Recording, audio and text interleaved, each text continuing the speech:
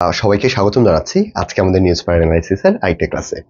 আজকে আমরা যে প্যাসেজটা নিয়েছি, আমরা প্রতিনিয়ত ট্রাই করছি বিভিন্ন ধরনের নিউজ পেপার থেকে কন্টেন্টগুলো নেওয়া। আজকের কন্টেন্টটা হচ্ছে দ্য বিজনেস স্ট্যান্ডার্ড থেকে আমরা একটা কন্টেন্ট খুঁজে নিয়েছি। কন্টেন্টটা একটু পড়ি। কন্টেন্টটা হচ্ছে আমার কত তারিখ, ডেটটা মেবি নিচে আছে। ওকে, আমরা নিচে পরবর্তী ডেটে দেখে নিব কি আছে, আমরা একটু পড়ি। হ্যাঁ, 45 Bangladeshi nationals to return from Myanmar Sunday। কি বলা আছে? 45 বাংলাদেশি ন্যাশনাল, যে 45 জন বাংলাদেশের নাগরিক, যারা নাগরিক আছে, টু রিটার্ন। রিটার্ন শব্দের অর্থ হচ্ছে ব্যাক, কাম ব্যাক করা, ঠিক আছে? অর্থাৎ কাম ব্যাক, অর্থাৎ আগে একটা জায়গা ছিল, সে জায়গা থেকে যে ব্যাক করছে, রিটার্ন করছে ফ্রম মায়ানমার, মায়ানমার থেকে এই রবিবার তারা কি করছে, মায়ানমার থেকে ব্যাক করছে।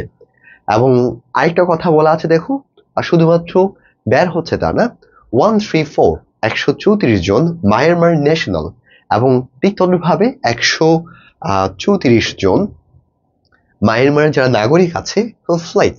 ফ্লাইট শব্দের অর্থ হচ্ছে রান অ্যাওয়ে, কোন অত্যাচারে দেশটা ত্যাগ করেছিল। দ্য কনফ্লিক্ট শব্দের অর্থ হচ্ছে ঝগড়া, ঠিক আছে? মানে অভ্যন্তরীণ যে প্রবলেম গুলো আছে সেগুলোকে বলতে পারি, এবং এটা সিনোনিম আমরা বলতে পারি ডিসকর্ড, আবার এটার বিভুর শব্দ আমরা বলতে পারি harmony.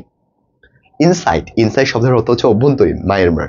Will be sent back, তাদেরকে পাঠানো হবে on the same day. Same data হচ্ছে 45 জন বাংলাদেশকে যেভাবে রিটার্ন আনা হবে, ঠিক তদ্রুপভাবে 134 জন মায়ানমারকে এখান থেকে কি করানো হবে, পাঠানো হবে। তাহলে আমাদের লাইনটা যদি একটু এক্সপ্লেন করে আমরা দেখতে পাবো, দ্য মায়ানমার ন্যাশনাল থেকে শুরু করে উইল বি সেন্ট, তারা তো নিজে নিজে আসবে না, তাদেরকে পাঠানো হবে, যার কারণে এখানে কি আছে, উইল বি সেন্ট। তাহলে উইল বি সেন্ট পার্টটা হচ্ছে আমার এখানে একটা পেসিভ ফর্মে আছে। কোন ভয়েস আছে? পেসিভ ভয়েস আছে। Back on the same day, অর্থাৎ সেম ডে এর ক্ষেত্রে এটা হচ্ছে একটা ফ্রেজ। বলতে পারো on the same day I thought a lot of things, ওই সেম দিনের মধ্যে আমি অনেক কিছু চিন্তা করেছিলাম, বলতে পারি। তাহলে এটা হচ্ছে আমাদের একটা প্রিন্সিপাল ক্লজ, 134 মায়ানমার ন্যাশনাল থেকে শুরু করে বাকি লাইনটা।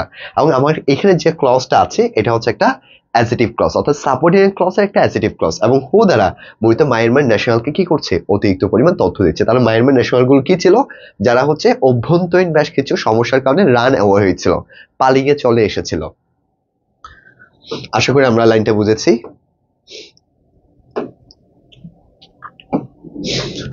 এখন আমরা এর পরেরটা যাই।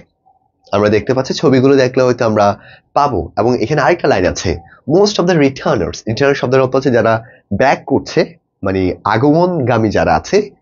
আর ফ্রম, তার অধিকাংশ কক্সবাজারে, নরসিংদী আর নারায়ণগঞ্জ ডিস্ট্রিক্ট অফ বাংলাদেশ, বাংলাদেশের 3টা ডিস্ট্রিক্টের মানুষগুলো। মোস্ট অফ দ্য রিটার্নার্স, আমরা বলতে পারি most of the people.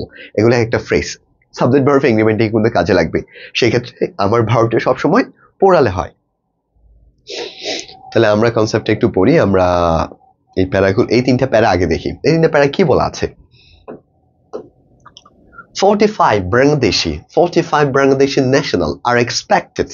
R expected শব্দের অর্থ হচ্ছে আশা করা হচ্ছে, রিটার্ন টু, তারা ব্যাক করবে বাংলাদেশে only Sunday 9th of June, যে জুনের 9 তারিখে, রবিবার সকালে তারা বাংলাদেশের 45 জন নাগরিক, আমরা আশা করছি তারা বাংলাদেশে কি করবে, ব্যাক করবে। কখন ব্যাক করবে? আফটার সার্ভিং জেল ট্রামস মানে একটা কন্ডিশন, সেটা তারা মায়ানমারের একটা জেলের মধ্যে কন্ডিশনার থাকার পরে তারা বাংলাদেশের মধ্যে কি করবে, তারা বাংলাদেশে ব্যাক করবে। কয়জন? 45। তাহলে আর এক্সপেক্টেড, এটা একটা প্যাসিভ ভয়েস আছে। কোন ভয়েস আছে? প্যাসিভ ভয়েস, আশা করা হচ্ছে। যেমন আমরা বলতে পারি দে আর এক্সপেক্টেড, তারা আশা করছে, টু অ্যাচিভ দিস থিং, তারা আশা করছে সেটা অর্জন করবে, ফ্রম দিস সাইট, এই সাইট থেকে। ওকে, দে আর স্কেডিউল, তাদেরকে তালিকাভুক্ত করা হয়েছে, তাদেরকে একটা তালিকাভুক্ত করা হয়েছে, টু লিভ, তারা ওই জায়গাতে ত্যাগ করবে, ফর বাংলাদেশ, বাংলাদেশের জন্য। টু লিভটা এখানে একটা ইনফিনিটিভ। দে আর স্কেডিউল, তাদেরকে তালিকাভুক্ত করা হয়েছে। তাদেরকে তালিকাভুক্ত কে করেছে? অন্যরা করেছে, মায়ানমারে যারা ছিল। on Saturday from Sittwe in the Rakhine state after boarding Myanmar noble ship UMS চিন্টন। কি বলা আছে? যে তাদেরকে একটা তালিকাভুক্ত করা হয়েছে, একটা স্কেডিউল মেনটেন করা হয়েছে, টু লিভ, তাদেরকে ত্যাগ করার জন্য, পাঠানোর জন্য, ফর বাংলাদেশের উদ্দেশ্যে, অন স্যাটারডে, যে স্যাটারডে তাদেরকে উদ্দেশ্যে কাজ করা হয়েছিল, for Sittwe, in Rakhine state, যে রাখাইন স্টেট থেকে তাদেরকে পাঠানোর জন্য সিদ্ধান্ত নিয়েছিল একটা শিপ যাওয়ার পরে।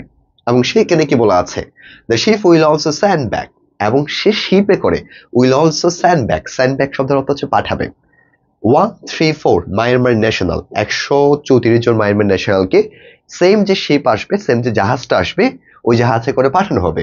হু fled the conflict inside Myanmar, যে মায়ানমার অভ্যন্তরে যে কনফ্লিক্ট হয়েছিল সেই কনফ্লিক্টের কারণে রান অ্যাওয়ে। ফ্লিট শব্দের অর্থ হচ্ছে, এটা মূলত FLW ফ্লি থেকে মূলত ফ্লিট, এটা ফ্লিট হচ্ছে ভার্বের প্রেজেন্ট ফর্ম আর ফ্লিট হচ্ছে ভার্বের পাস্ট ফর্ম। রান অ্যাওয়ে পালিয়ে এসেছিল। দা কনফ্লিক্ট, কনফ্লিক্ট শব্দের অর্থ হচ্ছে অভ্যন্তরীণ যে ঝগড়া, সেটার কারণে। এই কথাটা এনশিওর করেছে কে, সেটা হচ্ছে মিয়া এমডি মাইনুল কবির। মিয়া এমডি মাইনুল কবিরকে ডাইরেক্টর জেনারেল মায়ানমার উইন্স, যে মায়ানমারের যে শাখা আছে সেখানকার হচ্ছে তিনি হচ্ছেন একজন director general at the foreign ministry, যে ফরেন মিনিস্ট্রির একজন হচ্ছে ডাইরেক্টর জেনারেল এই কথাটা বলেছিল। তাহলে ওনার সম্পর্কে একটা তথ্য দিচ্ছে, director general at the foreign ministry. ঠিক আছে, এই পুরো লাইনটাকে আমরা বলতে পারি একটা অ্যাপোজিটিভ। কি বলতে পারি আমরা? অ্যাপোজিটিভ। যখন কোনো ব্যক্তি বা বস্তু সম্পর্কে আমরা অতিরিক্ত তথ্য দিব তখন তাকে আমরা একটা অ্যাপোজিটিভ নামে সংজ্ঞায়িত করতে পারি। Told the business standard, the business স্ট্যান্ডার্ডের মধ্যে এই কথাটা হচ্ছে বলেছিল।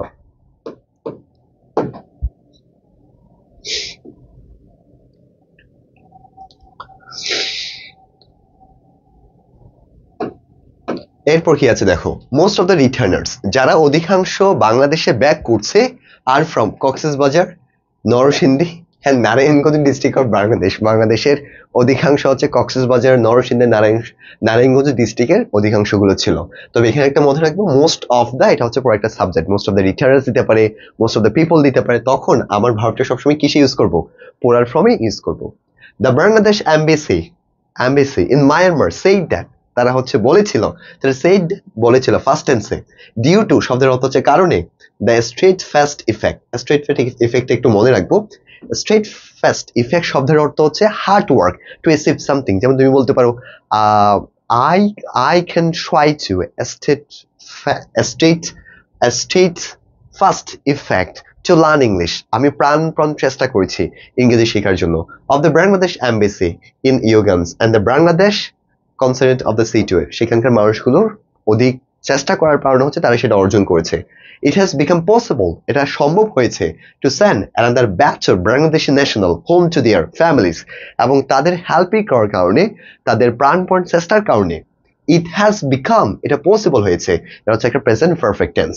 পসিবল শব্দ হচ্ছে সক্ষমতা, যে সম্ভাবনা হয়েছে, টু সেন্ড পাঠাতে, এটা হচ্ছে infinitive, another batch of Bangladesh, অন্য একটি ব্যাচ, অন্য একটি গোষ্ঠীকে তাদেরকে পাঠাতে সক্ষম হয়েছে, ন্যাশনাল নাগরিক, হোম বাসায়, টু দেয়ার ফ্যামিলিজ, তাদের ফ্যামিলির কাছে।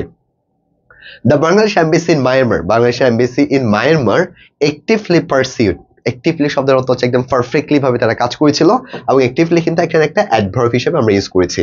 পারসি, তারা হচ্ছে সাধনা করেছিল, ট্রাই করেছিল, দ্য কোঅর্ডিনেট রিটার্ন অফ 247 জন বাংলাদেশি ন্যাশনাল কাম ব্যাক, এবং তারা ঠিক তদ্রুপভাবে একই রকম ভাবে 2-3 বছর আগেও তারা ট্রাই করেছিল 247 জনকে কি করেছে? ব্যাক করেছে। The last return took place, took place শব্দটা একটু মাথায় রাখবেন, টুক প্লেস শব্দের অর্থ হচ্ছে হ্যাপেন। যেমন আমি বলতে পারি last night took place something, গত রাতে কিছু হয়েছিল। টুক প্লেস শব্দের অর্থ হচ্ছে কোনো কিছু ঘটা। এই বিষয়টা হয়েছিল on 13 April when 173 Bangladeshi return home. এবং সেম ভাবে আমরা আরেকটা ঘটনা আমরা পাচ্ছি যে 23 এপ্রিল 173 জন বাংলাদেশিকে কি করেছিল? রিটার্ন হোম, বাসায় হচ্ছে পাঠানো হয়েছিল। আমরা লাস্ট একটা প্যারায় আছে, সেটা একটু দেখছি আমরা। Representative of Bangladeshi embassy, Bangladesh এমবেসিটা কি হচ্ছে? রিপ্রেজেন্টেটিভ করছে Yangon and the Bangladeshi consulate Sittwe আর ফিজিক্যালি প্রেজেন্ট, ফিজিক্যালি শব্দের অর্থ হচ্ছে একদম শারীরিকভাবে তারা প্রেজেন্ট ছিল, to coordinate with the local authorities, local authorities দ্বারা তারা হচ্ছে একদম শারীরিকগতভাবে কি ছিল? সেখানে হচ্ছে প্রেজেন্ট ছিল। Okay, conduct the verification process, তারা হচ্ছে কন্ডাক্ট করেছিল, তারা সবকিছু দেখেছিল। The verification process and issue travels permits in the favour of the returners, যে রিটার্নার ছিল তারা হচ্ছে এটা ব্যাক করার জন্য কাজ করেছিল। এটা খুব ইজি একটা ছিল, যার কারণে আমি খুব একটা ব্যাখ্যা করি নাই। আপনারা যদি মোটামুটি একটু ভাবে দেখতে পারেন তাহলে দেখা যাবে কি আমরা এই বিষয়ে একটা স্ট্রং একটা কনসেপ্ট বা একটা ধারণা আমরা এখান থেকে নিতে পারবো। সো ফলে আমরা বিষয়গুলো বুঝেছি এবং এইভাবে আমরা প্রতিনিয়ত কন্টেন্টগুলোকে আরো ধারাবাহিকভাবে সাধারণ জনের চেষ্টা করবো। Thank you, bye by.